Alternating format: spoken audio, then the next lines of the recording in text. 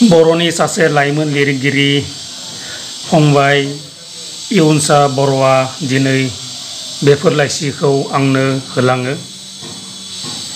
बेनि थाखाय फंबायनिसिम आंनि गोसो गोरबोनिफ्राय रोजा रोजा साबायखर जासिहरबाय। दिनै फंबाया गुवाहाटीयाव फैदोंमोन। आकाशबाणी गुवाहाटीयाव दिनै फंबायनि खन्थाइ आवरायनायनि रेकर्डिं दंमोन। बेवहायनो फंबाया आंनो बेफोर लाइसिखौ होलाङो।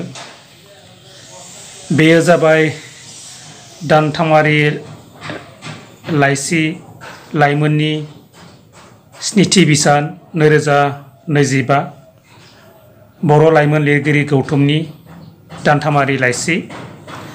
मासिगिरि सानसुमा बर', गाहाय सुजुगिरि इयुनसा बर'। बेयो जाबाय लाइमोननि दथि बिसान 2024। मासिगिरि सानसुमा बर', गाहाय सुजुगिरि इयुनसा बर'।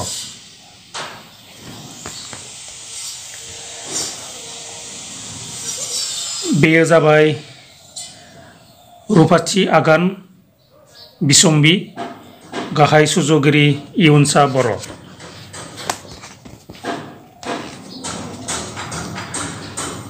रुपाथि मायथाइ फोरबो फालिथाय धुपगुरि गामि बाथौ धोरोम आफाद खालार 22, 23, 29, 30 आरो 31 जानुवारि 2025।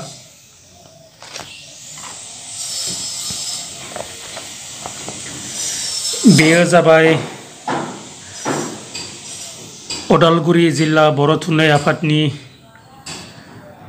6 दानारि खौरां लाइसि दोरबि 13थि बिसान, गाहाय सुजुगिरि इयुनसा बर'।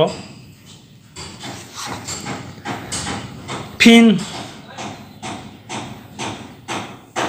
फंबाय इयुनसा बर'निसिम आंनि गोसो गोरबोनिफ्राय रोजा रोजा साबायखर जासिहरबाय बेफोर लाइसिखौ आंनो होलांनायनि थाखाय।